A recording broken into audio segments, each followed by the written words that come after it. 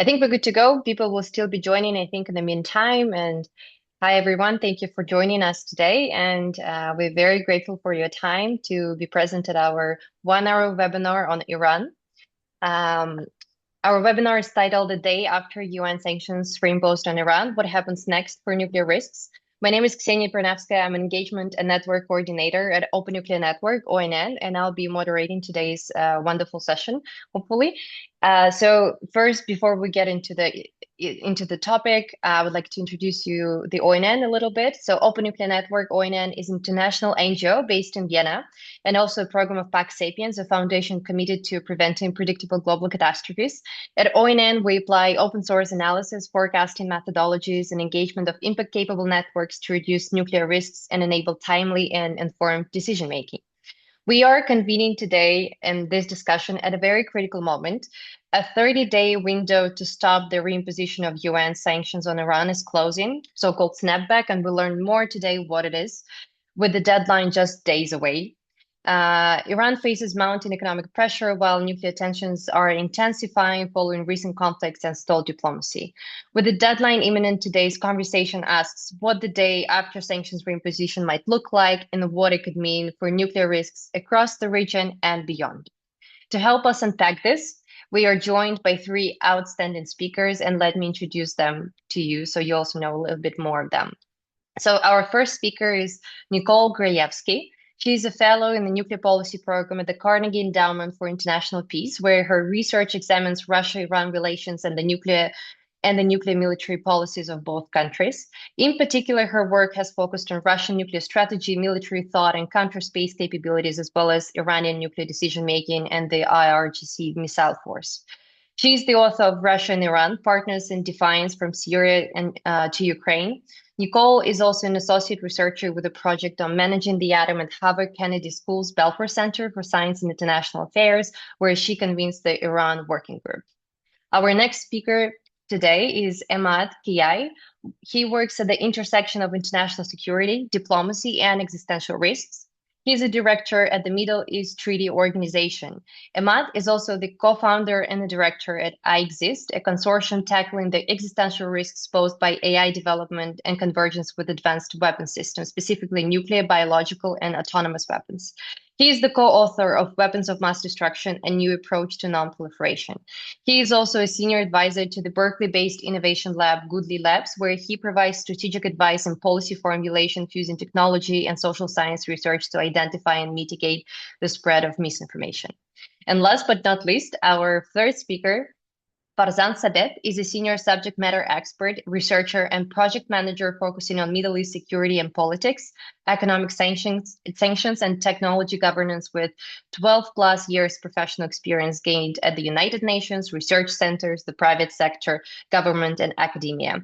He is a managing researcher with the Sanctions and Sustainable Peace Hub at the Geneva Graduate Institute and works as a senior consultant for governments, international organizations, multinational corporations. His analysis and commentary has appeared in leading media outlets, including the New York Times, the Washington Post, and CNN. Together, we will explore where things stand today in regard to Iran, assess the likely impact of UN sanctions reimposition on nuclear risk, and examine the ripple effects across the wider region and global non-proliferation regime. We'll begin with opening reflections from our wonderful panelists to more general questions, and then move into a guided discussion on the potential consequences before opening up for Q&A, for audience Q&A. So please, if you have a question, leave your question in the Q&A function, and we'll be able to address those questions closer to the end of the webinar. Thank you again for joining us today and for your time. And we hope that you will learn a lot from this webinar. And I definitely hope to learn a lot today. So let's get started with our more general questions so our speakers could unpack what's happening around Iran issues, and because the developments have been crazy, as we discussed before the beginning of the webinar. And first, I would like to ask Nicole, how do you assess the current situation in regard to Iran, given the many recent developments? And could you provide our audience with a brief recap of where things stand today? Nicole, the floor is yours. Yeah, great. Well, I mean, it's quite hard to kind of pack this into a concise response because there's been quite a bit of events that have unfolded over the past few months, starting with the 12-day war in June, but also with the triggering of the snapback mechanism at the end of August by the E3. So that's the UK, France, and Germany, who essentially are the remaining kind of Western parties of the JCPOA.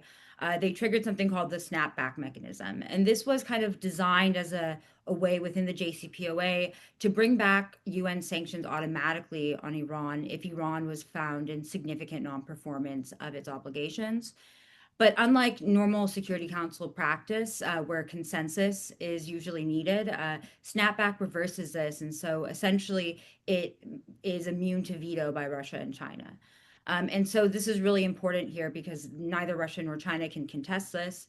And what would be in effect is that all prior UN sanctions that were on Iran that were nullified or at least temporarily halted under the JCPOA will be reimposed. And so that includes embargoes, financial restrictions, economic sanctions, limitations on Iran's access to certain technologies. And so this will all come into effect, I believe, on Saturday. This is will be if there is not an agreement between the E3 and Iran. And it doesn't look like that's really taking shape at the moment. There's no kind of move towards an extension, though this was floated throughout the summer. The E3 suggested that Iran meet certain conditions, including discussions with the United States, verification of its HU stockpile that likely remains intact, and also IAEA inspections. And thus far, there hasn't been much traction there beyond this Cairo agreement that Iran between the Iran and the IAEA, but that really hasn't gone much further than that. Thank you, Nicole. Um, Farzan, would you like to add something on your observations, what's been happening? Yeah, so maybe I'll just set it against kind of a broader historical background. So over the last 8 years, Iran has faced an increasingly dire situation in its economy, security, and domestic politics. Although the ruling Islamic Republic system does not face imminent collapse, these conditions have steadily worsened over time, particularly following Hamas's Operation Al-Aqsa Flood on the 7th of October. And then since the 12-day war between Israel and Iran in June this year, we've entered a new phase during which both Iran's military and nuclear capabilities have been significantly degraded, with snapback, which adds to the economic pressure as well as the political pressure and isolation on the country. It leaves Iran with fewer assets to attempt to either coerce or negotiate its way out of these tyranny set of conditions in which it finds itself. Thank you, Farzan. Emad, would you like to add something from your point of view as well?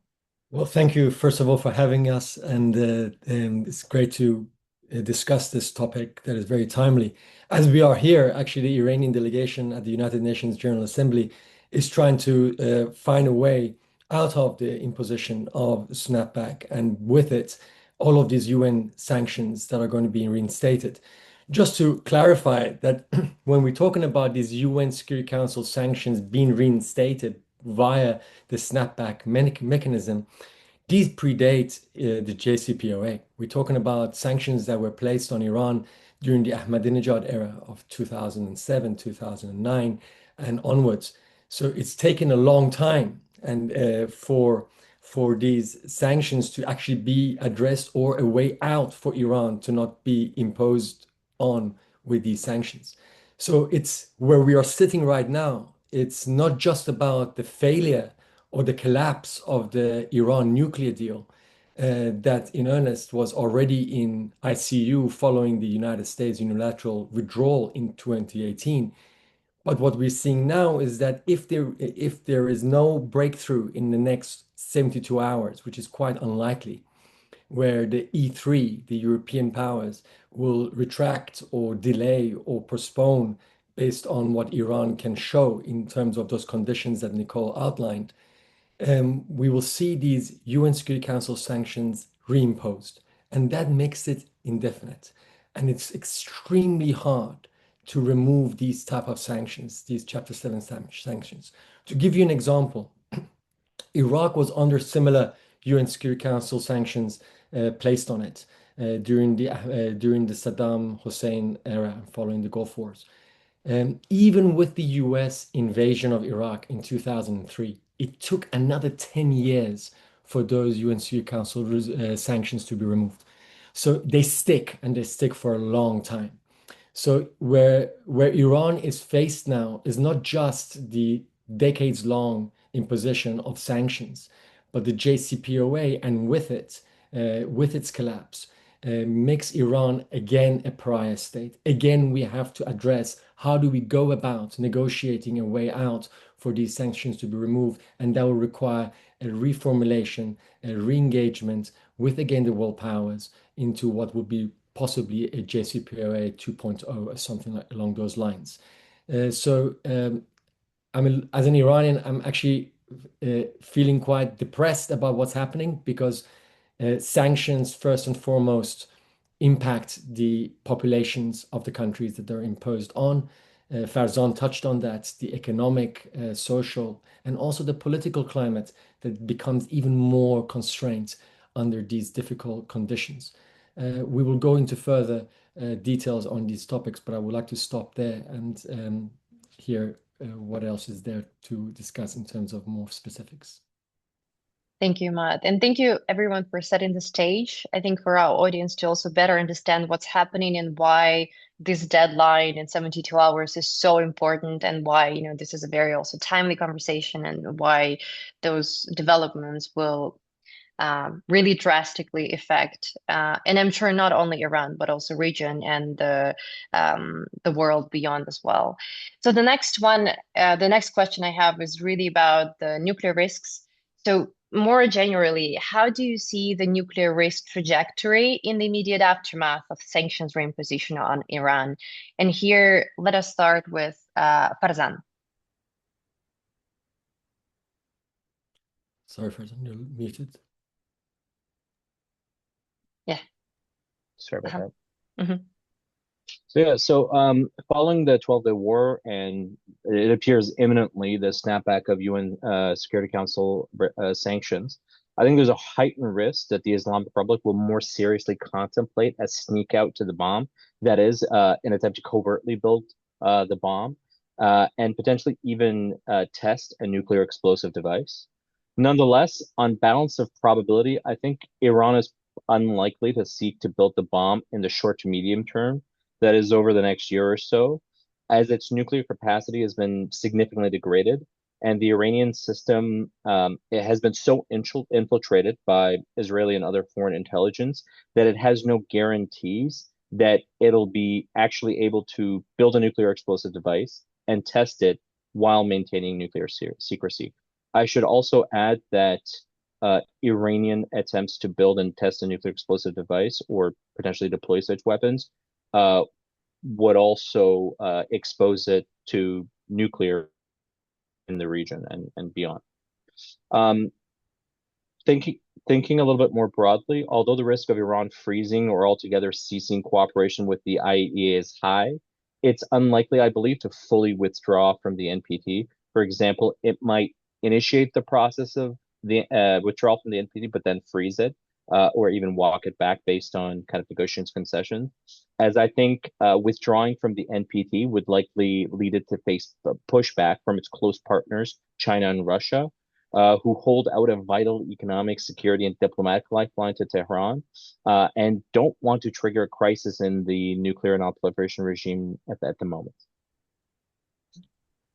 Thank you, Farzan. Imad, would you like to go next to see how this will affect nuclear risks?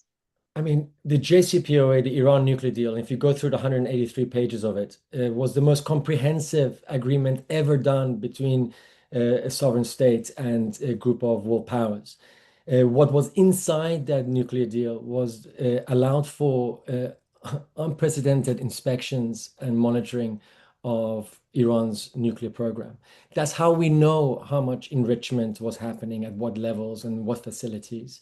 It really strengthened non-proliferation regime and our ability to be able to then expand that possibility to other troubled cases. With the JCPOA collapsing, and with the reimposition of sanctions. It leaves Iran with very little options in terms of cooperating. I mean, it was always based on a give and a take. All of these international agreements and conventions have a carrot and a stick sort of like component to them.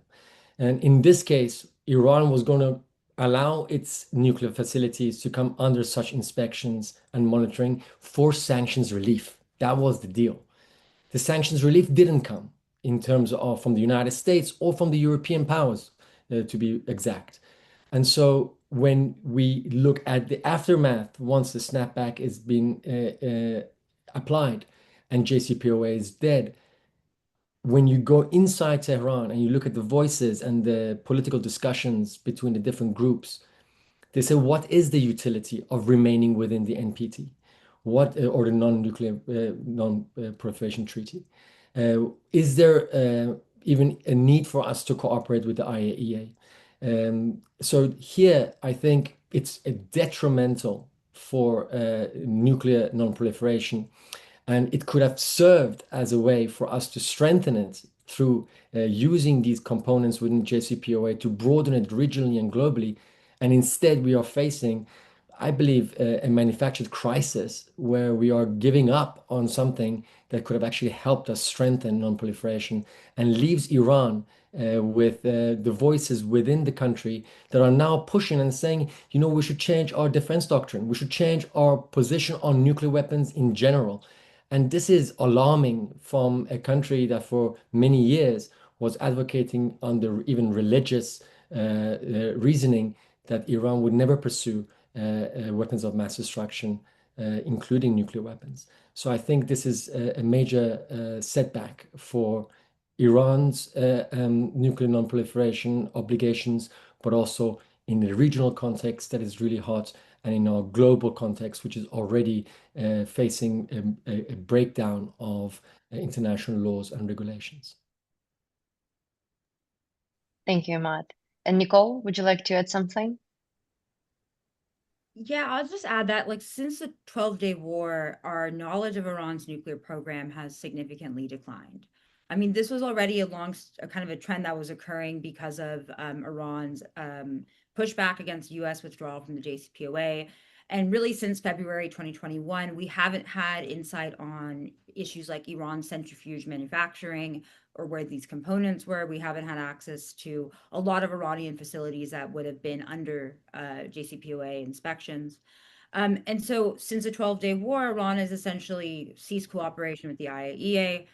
There's been no verification of its HEU stockpile in Esfahan that likely is intact, but also the level of damage to the facilities. I think Farzan mentioned that Iran could covertly, break out. I think that's a possibility. I mean, you might see Iran contemplating the North Korea model more, going deeper underground and having a much smaller nuclear program initially. At the same time, I think that there's also the risk that the sets for the broader nuclear order. You had a non-treaty member of the NPT, Israel, attack a country that, even with a very fraught history in the non-proliferation regime, was nonetheless a member of the NPT. And so it kind of sets us apart this kind of hypocrisy, I think, within the global nuclear order that we've also seen actually occurring with Russian strikes on nuclear facilities in Ukraine. So the non-proliferation regime is facing quite a bit of challenges to it, and it's partly because of a lot of the great powers that have been upholding it. And so I think Iran is also kind of a broader issue for the future challenges of nuclear risks.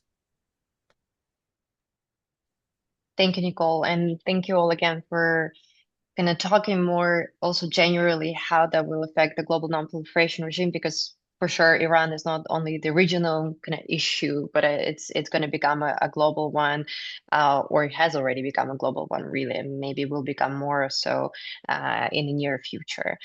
So now I would like to dive in more in detail of what already has been mentioned in some of your responses. And Farzan, again, I would like to start with you.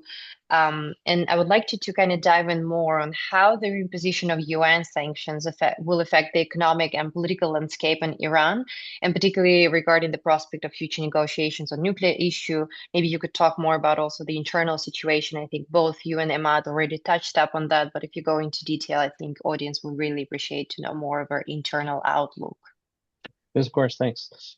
Yeah, so the reimposition of UN sanctions will not necessarily have let's say a comparable economic impact on Iran, similar to the reimposition of US sanctions under President Trump did in May 2018 as part of the so-called maximum pressure campaign.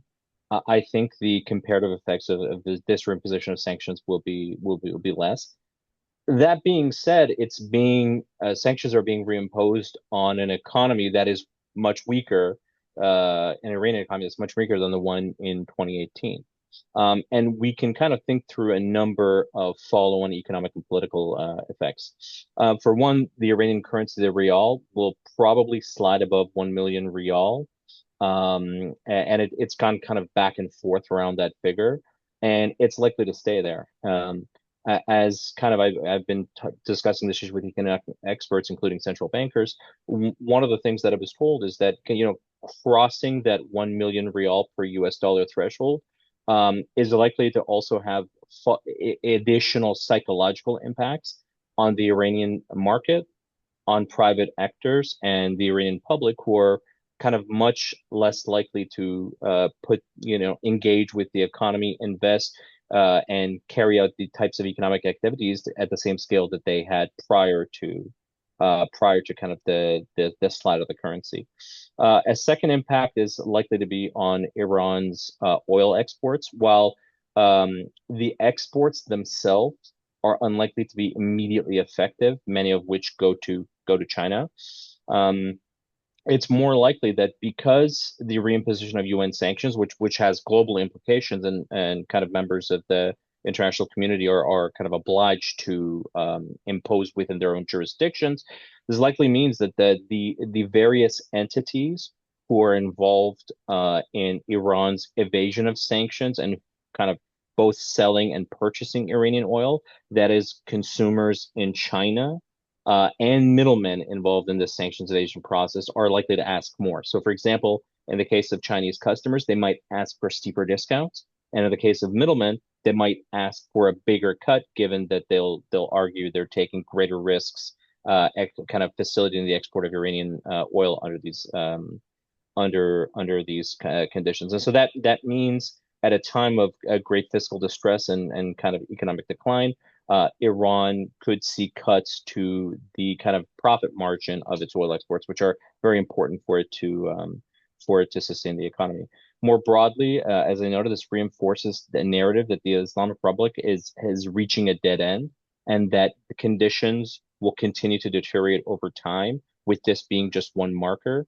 And one of the effects in this sense that we've seen from the Iranian public is the expectation that the reimposition of or the snapback of UN sanctions will be followed by another kind of round of strikes or attacks on Iran, which may not necessarily be the case, but you see that the public mindset, whether it's officials or just members of the public, is moving in the direction of becoming much more pessimistic. And of course, these set of deteriorating economic conditions risk worsening the crisis of political, which has been happening over the last at least over the last 7 years or so. And so we could see, depending on how the economic picture plays out, further rounds of anti-regime mass demonstrations, similar to the economically themed protests we saw in January 2018 and November 2019. So this it kind of creates or facilitates or reinforces the negative narrative that already exists in the country, and kind of sets the mindset for inside Iran for further bad things to happen in the country. Thank you, Farzan. Next, I would like to ask Imad, and actually, I mean, the question that I intended for you is more on non-proliferation regime, but if you have something to say also about the sanctions reimposition on the population, because I think you mentioned it before, please also feel free to comment on that. But additionally to that, I would like to ask you to unpack a little bit more. Um, how do you see the sanctions kind of making Iran more likely, or maybe not also likely to consider withdrawal from the NPT, and how that would also challenge potentially the credibility of the non-proliferation regime, and more specifically also Middle East WMD free zone establishment, for example. Emad, the floor is yours. Wow, that was a lot of questions in one. So, well, first of all, the real against the dollar has already gone over 1 million. So that's number one. Secondly, I think there's one just on the economy, just to make a slight comment, is that we are in a very different place to 2015, and even before that to 2010. For Iran's exports and imports and trading partners, Europe still played an important role in the early 2000s up until Ahmadinejad. Whereas today is a very different picture.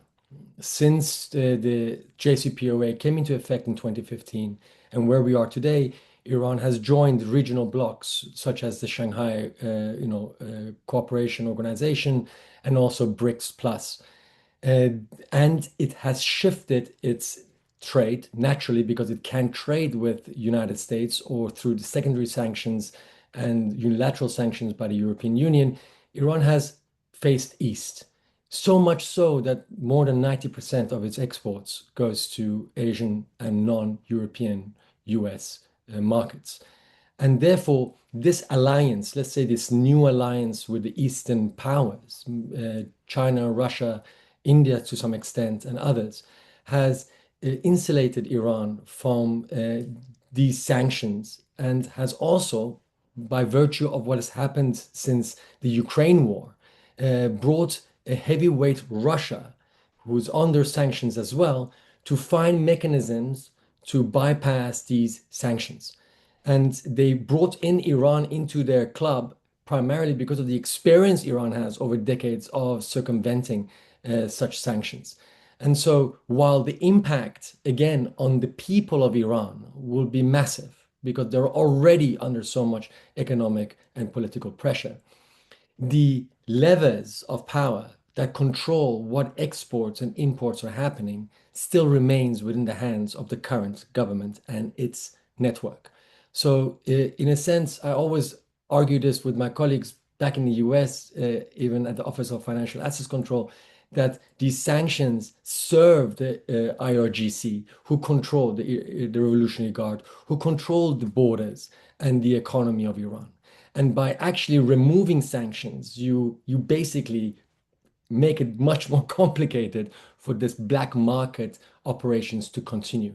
So in a way, unfortunately, these sanctions will make Iran's oils, yes, at a deeper discount to China, but China will be gobbling up Iranian oil because it's getting it cheaper and it will has the power right now in its global animosity that is being played out between world powers to dismiss even the reimposition of these sanctions, like they have already indicated from their statements. So, in that sense, it will not serve necessarily in the short term the dire economic collapse that we are envisioning.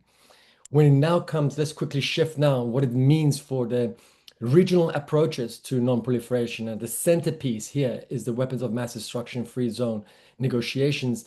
That is a conference that happens every year that brings the 24 countries and the P5 and other international organizations to negotiate a treaty that eradicates all of these weapons from the region. And until now, every year, under the auspices of the UN Security Council, this conference is convened and Iran has taken part. The only two countries who haven't showed up to take their seats is the United States and Israel. But it's very important to mention that Iran has been playing a constructive role in this regional approach to eradicating weapons of mass destruction. And the imposition of these sanctions and the faltering of the JCPOA obviously will play and weaken this regional approach that requires Iran definitely at the table, and how it will then react to this, we will know quite soon, because the next conference will happen in November in New York, and we will see what the Iranians will do then. Finally, just to mention that the withdrawal of Iran from the NPT may not happen in the short term. And it's not, by the way, that easy to get out. It's not like, Iran says, I want to get out, and it walks out.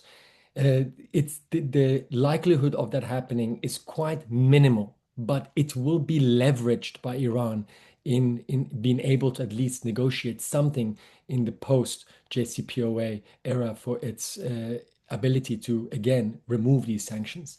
Finally, just to mention that there is also other mechanisms that are in place that were not present in 2015. And here is the TPNW, the Treaty for Prohibition of Nuclear Weapons, or a Nuclear Ban Treaty.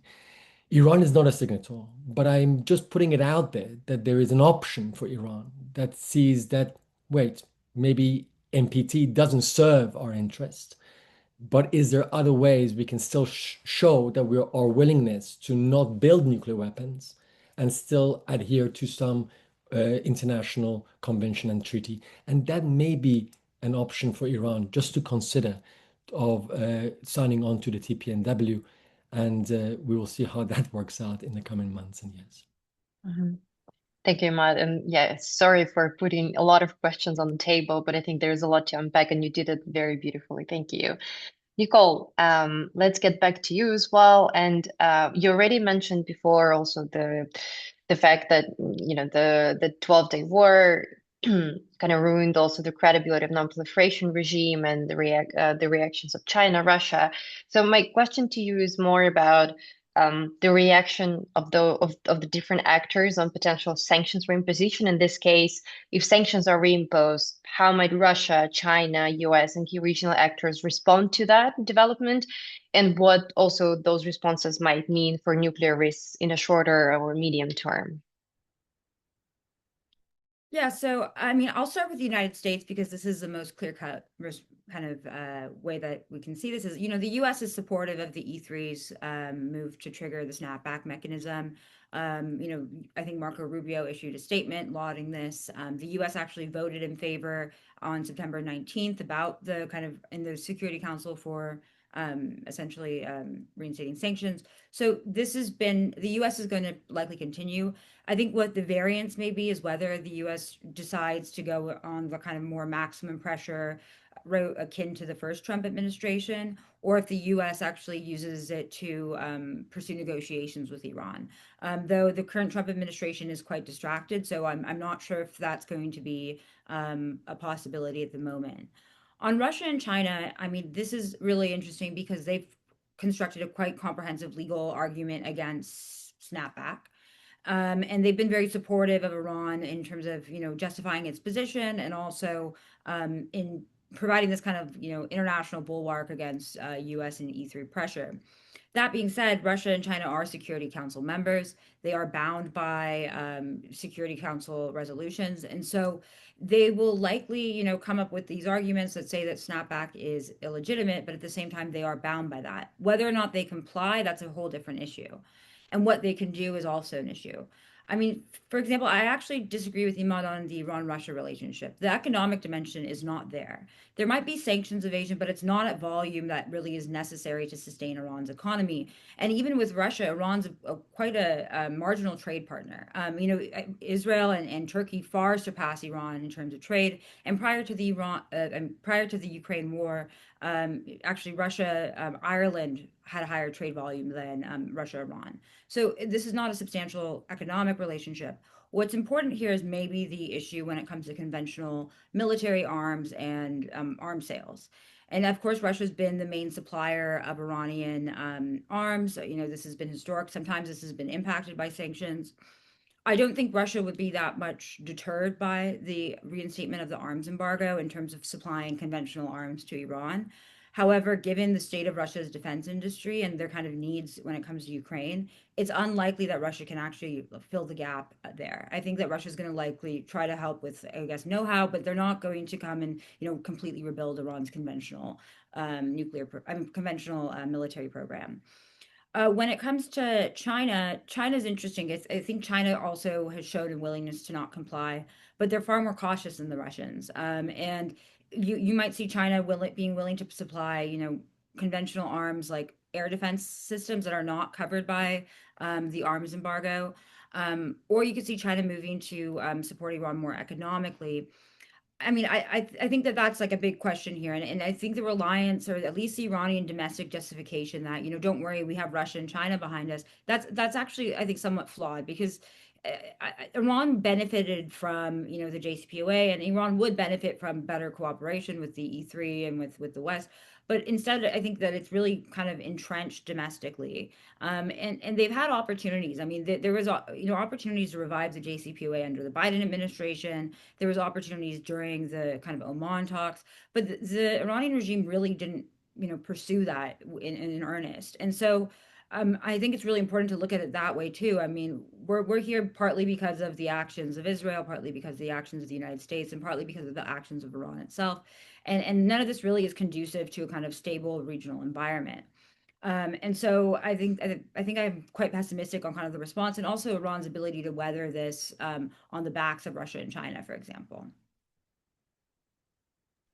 Thank you, Nicole. I think, even though you're pessimistic, I think having also a sober view on the issues is very, very important, especially in this kind of in a situation where the deadline is so soon and things will change very drastically for Iran and for other countries involved as well. So thank you for your very sobering point of view. I would like to go to further proceed with some few questions that I have, and then we'll jump into the Q&A with the audience. So please, if you're listening to us and have some questions, please feel free to ask them in the Q&A function, and we'll try to address as many of them as possible. And let me continue with one question, and this is to any of you. So please take it away if you feel like that. So we've seen that there was the recent IAEA Iran framework agreement restoring access to nuclear sites. So how might Iran's cooperation evolve or devolve if sanctions are reimposed in regard to that particular agreement that was made in Egypt? And what transparency gaps are we most likely to see emerge as well when that happens? So who would like to go? Farzan, please go ahead. Yeah, I mean, we've seen some Iranian officials explicitly say so, but I think it's quite likely that if snapback does happen and is completed by the end of this week, that Iran will either freeze or completely cease all cooperation with the IAEA beyond certain limited areas, for example, related to the operations of the Bushehr nuclear power plant, where it works with Russia, and so for certain operations and procedures, the IAEA presence is required. But otherwise, I think it's quite likely to suspend at the very least, and more likely than not, completely cease cooperation with the IAEA. Mm-hmm. Thank you for that. Emad, Nicole, do you have anything to add in regard to that agreement? Yeah, I mean, actually, on the Bushehr issue, I mean, Iran can sign an INFCIRC 66. It's safeguards for individual facilities, so they can continue cooperation with the IAEA on like some areas, but also pretty much cease it in others. And I think that's what was the result of the parliament's law, where they've kind of left this cooperation with the IAEA beholden to the Supreme National Security Council. And it doesn't seem like they're going to be loosening up on that. And I do think that what Farzan said is that the kind of termination of cooperation with the IAEA is going to be a likely response. However, at the same time, Iran hasn't really been cooperating with the IAEA. And so it's not going to be that much of a big impact in terms of where we are from June of this year to now. I mean, I think we'll still have the same kind of level of insight. I mean, I just wanted to add, yes, post-June, obviously, Iran with the IAEA has had a very difficult relationship. But we need to put this in context. I mean, Iranian nuclear facilities were bombed by United States, and nuclear scientists were assassinated. Forget about what we think about Iran. Any other sovereign state that has faced this type of aggression while being again part of the Nuclear Non-Proliferation Treaty, a nuclear non-weapon state.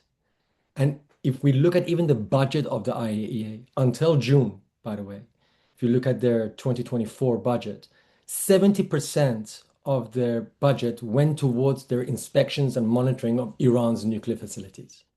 This is the level of uh, comprehensiveness of IAEA's involvement with Iran. Yes, there are many issues that could have been resolved that were not, and so forth.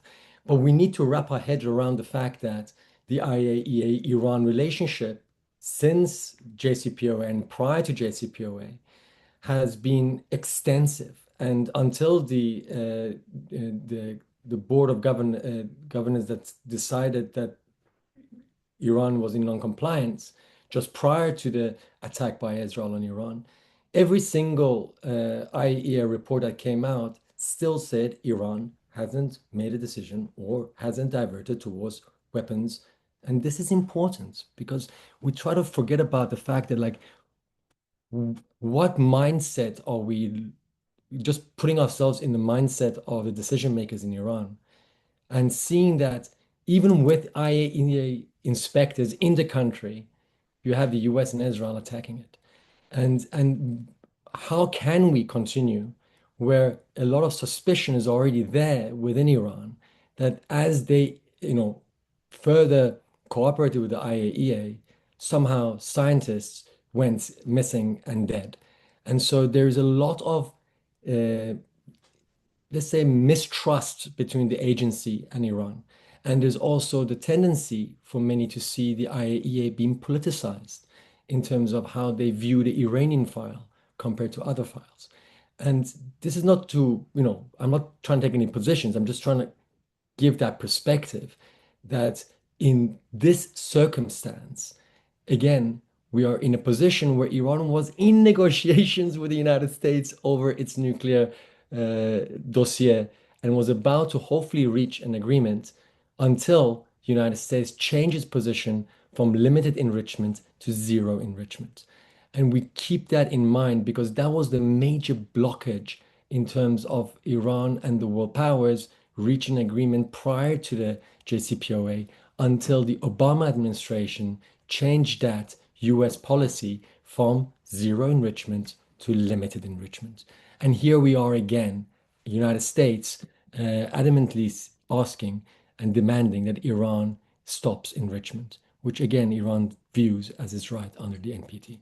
With that being said, I just wanted to say that, like, unfortunately, the where we are right now will give voice to those within Iran who are seeking a path of confrontation and has really brought silence towards those who advocated for diplomacy.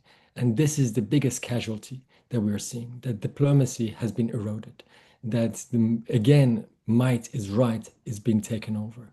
And we are entering into a path that will bring a lot of difficult circumstances and in a region that is already blowing up on so many fronts.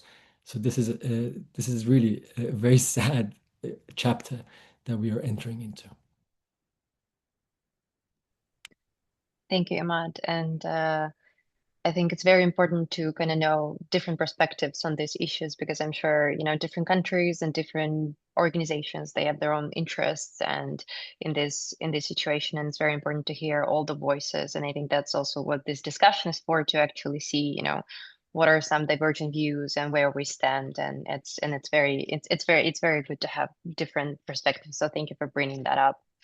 The next question before we get into the Q&A with the audience, another question that I had was about the diplomatic potential informational channel. So if sanctions are reimposed, which most likely will happen in a few days, what diplomatic or informal channels would still be used to manage nuclear risks, and how resilient would those channels be under this kind of new conditions, particularly given the context as you all that you all described, that UN sanctions are kind of different measures from just unilateral or EU measures.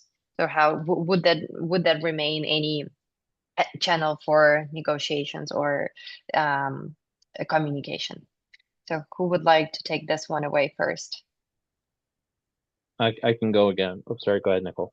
Let's do Nicole this time and then Farzan. Okay. Yeah, so I don't see the P5 kind of process as the JCPOA model with, Russia, China, the US, France and Germany and the UK kind of functioning as, a solution to this the Iran issue. I mean, one thing that's really interesting, and this is a dynamic that was kind of brought up as a result of October 7th and also the strikes on Israel that Iran's launched in April and October and the kind of broader regional conflict was that Iran made an earnest effort to kind of improve their relations with a lot of the regional countries.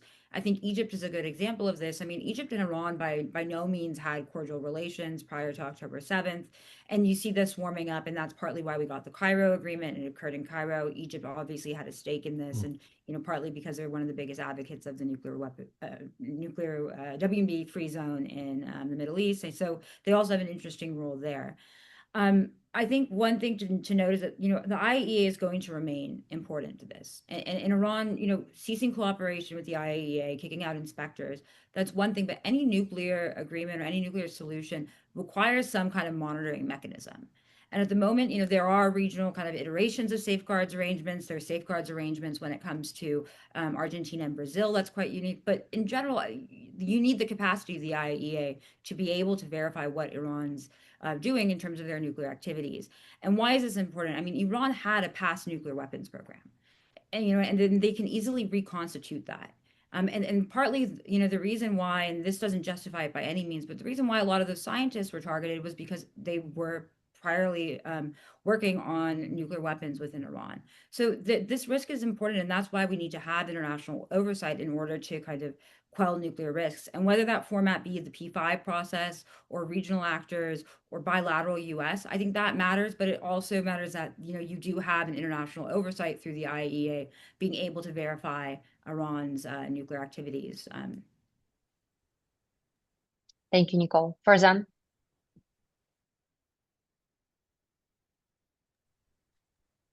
Yeah. So I think there's a number of diplomatic channels that are still open despite all the things that have happened. As Nicole noted, probably the E3+3 or P5+1, whatever you want to call the format, is no longer going to be as effective as it was. It's not going to be the key driver, probably, of negotiations, as was the case for the process that led up to the kind of formulation and signing of the JCPOA. That being said, there's a number of traditional partners that are continuing to engage. Oman is a key partner.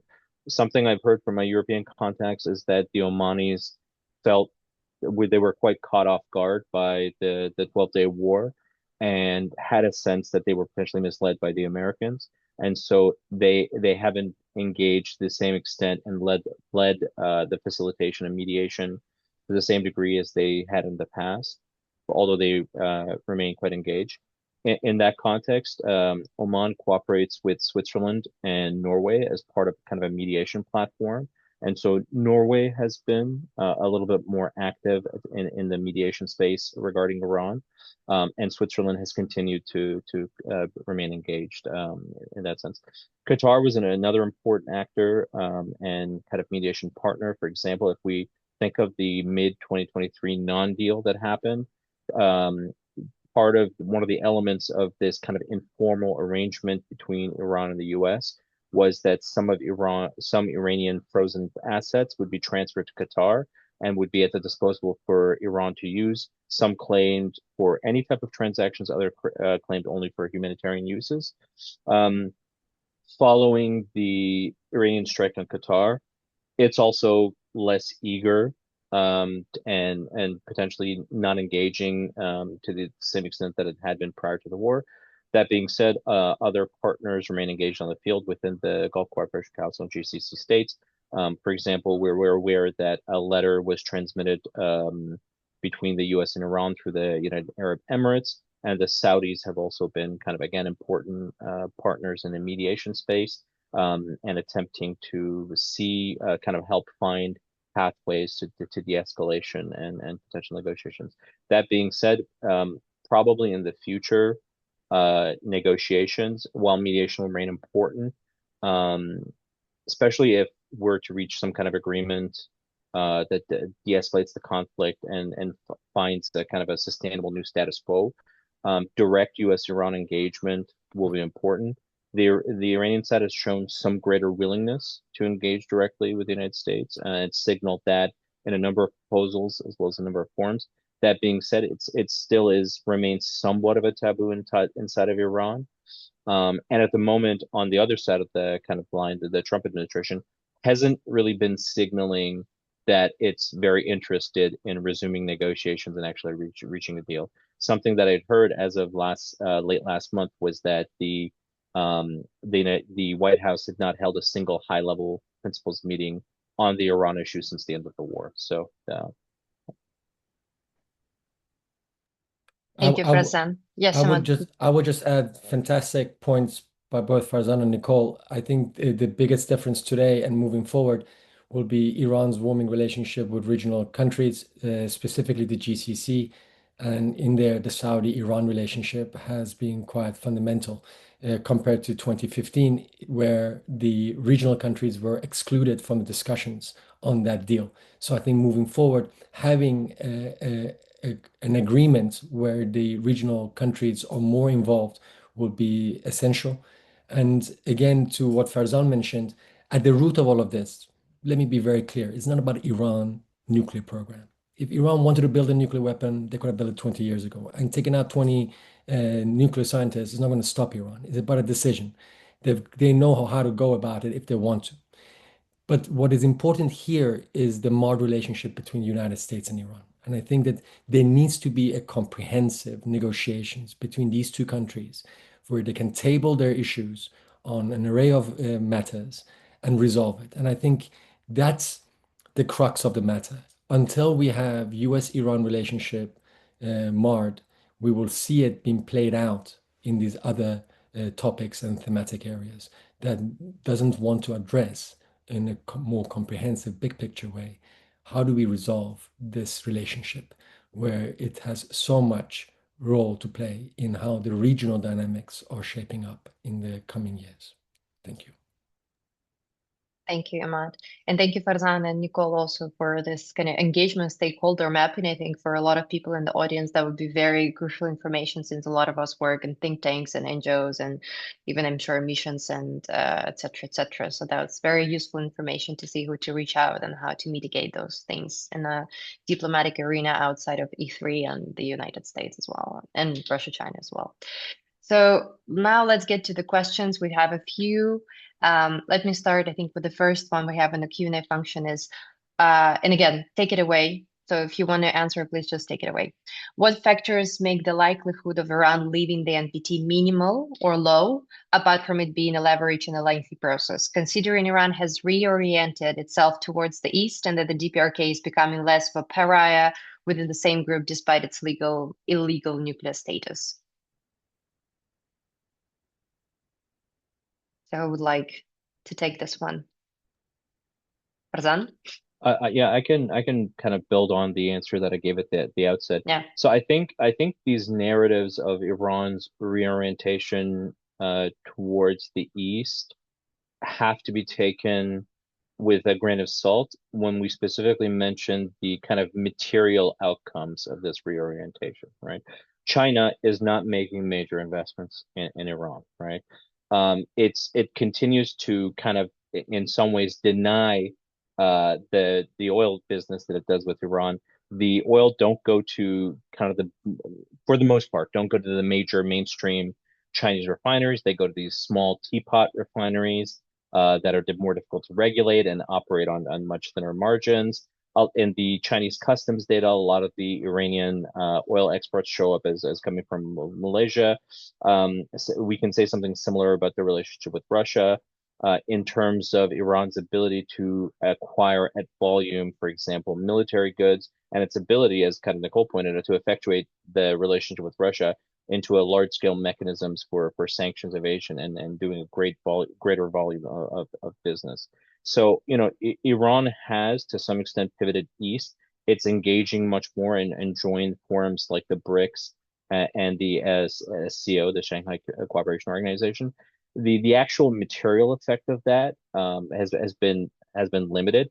Iran has insulated itself from kind of sanctions pressure to some extent, but as that pressure continues to intensify, it creates a lot of dysfunctions within the country, right? Within the economy, within politics, within the right.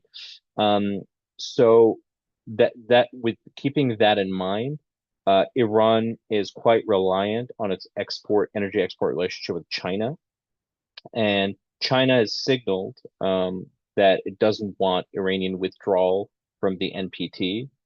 Should Iran withdraw, China could choose to use that source of leverage to pressure Iran to remain within the NPT regime.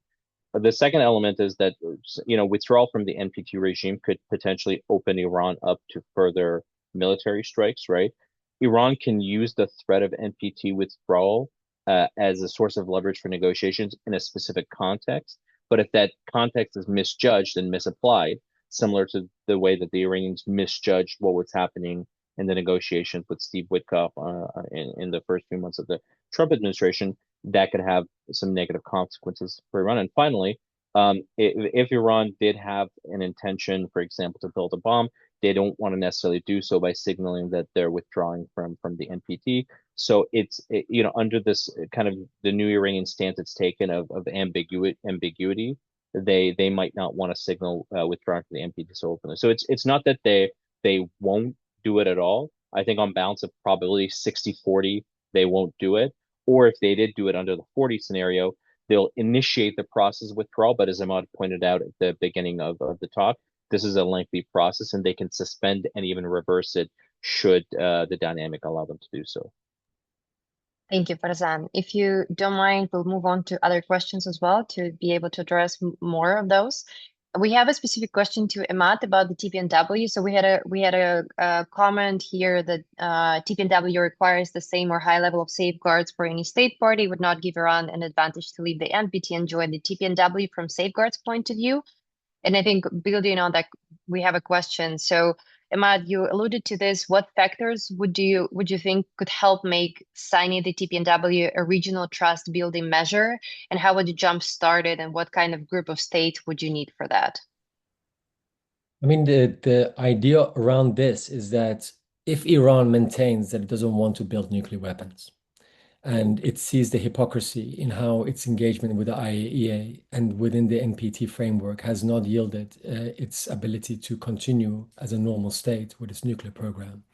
The TPNW could be an alternative platform where Iran would be still open to monitoring, inspections, and so forth, but it is the only treaty that makes it illegal under international law to possess nuclear weapons. So it may actually upstage as a way to showcase that it's quite serious about not building a nuclear weapon. And here I want to just point out that Iran building a nuclear weapon based on its defense doctrine it's for them, they see it as providing a green light for a complete annihilation of their government and system.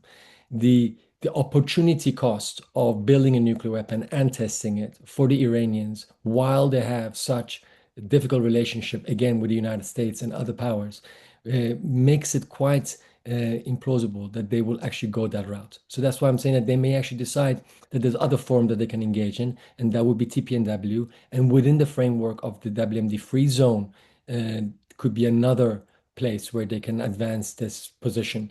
And what group of countries could help? I mean, we already have a good run of countries that have joined, but I think here again, if we can advance it through the already existing framework of WMD free zone annual meetings where Iran is participating with the other Arab countries, this could be a place where they can be pushed and encouraged to join the TPNW. Mm-hmm. Thank you, Matt, for the answer. The next one I think we have in the Q&A, and that will be most likely the last one we address. It's about, so aside from Russia, China, the US, and EU, how ready, willing, and able are other states around the world to implement any sanctions reimposed by snapback? And what influence might US, UK, EU have over this and in comparison to Russia, China? So kind of a more global lookout on sanctions reimposition. Who would like to take this one? That's me. Nicole? I mean, what Russia and China have done, though, I know that the question is not about Russia and China, is kind of sow the seeds of the narrative that sanctions are illegitimate. And I think the purpose of it is to be directed towards a broader like coalition of states in the global south that already have issues with the kind of US and provide them justification to potentially not abide by snapback sanctions. Of course, there's countries like Pakistan that has already come out saying that, you know, snapback isn't the ideal path, it's illegitimate. Pakistan was one of the countries that actually voted against the resolution. But by and large, I think what the E3 or EU and the US can do is really try to go and have outreach to some of these countries that have already expressed sympathy to the Iranians and make sure that these export controls, I mean, Iran's going to want, you know, Western technologies, high-tech technologies that, you know, countries don't become a third party kind of intermediary for Iranian sanctions evasion. And also that, you know, painting this within the broader framework of non-proliferation. Whereas, you know, there's, you know, this may not be the optimal route when it comes to the Iran nuclear issue. However, you know, the JCPOA was a non-proliferation success, and part of that was the snapback provision, and that was, you know, put into into UN SCR 2231. So by abiding by that, you are actually upholding the non-proliferation regime, and if you're not, you are kind of working actively against it. I think that's a way of kind of framing it to make it less of an Iran-specific issue, but more of a broader compliance with the non-proliferation regime, and also painting it about, you know, you don't want to be a country that becomes a third party like host of, you know, IRGC front companies. Or you don't want to be a country that is known for providing Iran with the crucial chips that they're using on their ballistic missile systems. I think that's one of the ways that the West could kind of play this.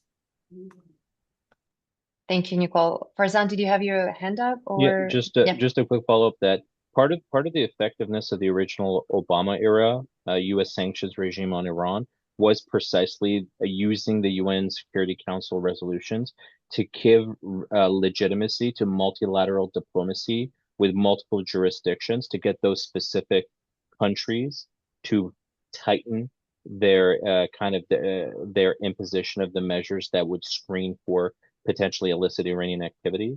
By the time you get to the Trump administration's reimposition of sanctions, the private sector already kind of has internalized the fear of U.S. sanctions, and so it's kind of less necessary to do that.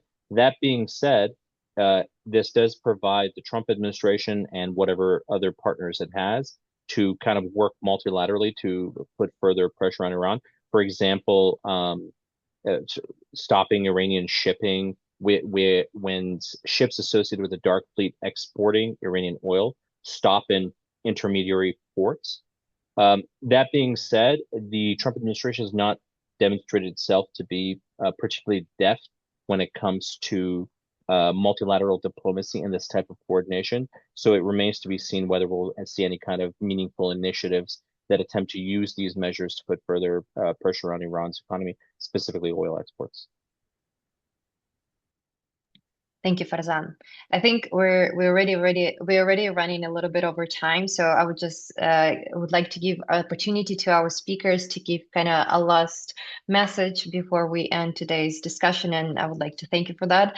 So the last question that I would like you to give, like maybe a 1 minute response, is what concrete steps would the international community to take, maybe today, maybe tomorrow, maybe before the deadline or after the deadline, to decrease nuclear risks and preserve space for new diplomacy? Kind of your message to policymakers how to deal with the situation we are at the moment. Could I start with Nicole? Yeah, so I think that one thing, you know, the message to policymakers is that Iran is one example of what potentially can go wrong when it comes to non-proliferation policies. But there's also countries that we are allied with, or the West is allied with, that potentially have nuclear ambitions, like South Korea. So this isn't an isolated case. And it's also contingent on, you know, great powers making progress towards broader arms control and disarmament, because that provides a legitimacy to the NPT, that great powers are in good faith of making their goals towards disarmament, and we haven't seen that. And so I think the current environment, and actually what is making this issue so much more you know, acute, is that there is a division amongst the great powers, and I think that this is likely going to shape not only the response to issues of other future would-be proliferators, but also to the current situation in Iran, as well as broader strategic issues when it comes to nuclear buildups. Thank you, Nicole. Farzan, do you want to go next? Sure. So yeah, I just want to echo what Nicole said. I think there's probably a sense in the US and to a lesser extent Europe right now that maybe the Iran issue can be put on the back burner. I think that's partly one of the reasons why the EU did not maybe engage to the extent that or the E3 and the EU did not engage to the extent they could have to attempt to get a deal to prevent snapback.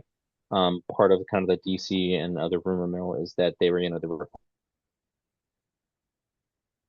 want to be perceived as going against the U.S. on Iran. That being said, as Nicole said, this is still a live issue. There's a lot of potentially negative consequences for the global non-proliferation regime and the international community that could still come about as a result. And so I think it's important to maintain engagement and think about what kind of framework could actually be put into effect to relaunch negotiations and resolve this issue. That being said, I think a lot of the ball is also in the court of the Islamic Republic. The pillars of their deterrence doctrine has collapsed. The framework for their policy from the last few decades has also failed, and so they also have to think of a new formula to be able to kind of engage and resolve these issues. And so I think that there's things that both sides or all sides can do to reach a resolution to this issue. Thank you, Farzan. And Emad? Well, I was just going to say we have quite simple pathways forward. There's still 3 days for diplomacy to reign. If I could whisper into the ears of the E3, I would like, listen, you put the snapback in there and you cause us all of this chaos. You can still reverse it. You put 3 conditions. The Iranians made a deal with the IAEA in Egypt. That's a show of goodwill. Secondly, Iran has already mentioned on paper that they can, once they get their hands on the 400 kilograms of highly enriched uranium, they will dilute it. There is ways and mechanisms and solutions we already know that we can apply, and it's not too late. Ultimately, by isolating Iran, by sanctioning Iran, by making the pariah state, you serve the interest of the power structures that are already there, and it hurts the masses that you, at least in your statements and public statements, the West is trying to help the Iranian people. So in a sense, by bringing Iran into the family of nations and by actually rewarding their positions on diplomacy and concessions is the only path forward. If this fails, as Nicole mentioned, we have other bigger problems along the way. The wars that are going on in Gaza, in Libya, in Sudan, in Iraq. You go through the list on geopolitical dimensions, on the waning and breakdown of international law and order, the unilateral actions, the hypocrisy, the power plays, and a new era that is emerging where there are many countries and many nations who no longer believe in the supremacy and hegemony of the US security guarantees, even within its closest allies in the region. So there is going to be a rethinking, not just in Tehran, but in Riyadh and in Doha and elsewhere, about how do we actually address our national security priorities through a collective of nations regionally. I see that there will be a way that we will actually find that the only solutions going forward will be a grouping of nations that decided their fate for the future, sans the global powers. Thank you, Ahmad. And I think on this note, I would like to end this discussion that was really, really informative and I think useful for the audience, for our experts, but also for myself personally. I learned a lot today. Thank you. Thank you to all 3 of you for joining us today and for dedicating a little bit over than an hour for discussing this very vital and very important topic. I would like to remind our audience that this webinar has been recorded, so it will be uploaded on our YouTube channel. So in case you want to share it with someone, maybe with policymakers that you know, that would be a good opportunity to do so very soon. So thanks again. And remember, nuclear risks matter. And please join us for the future webinars that we will organize in the coming months. Thanks and have a great the rest of your day. Thank you. Thank you. Thank you. Bye-bye.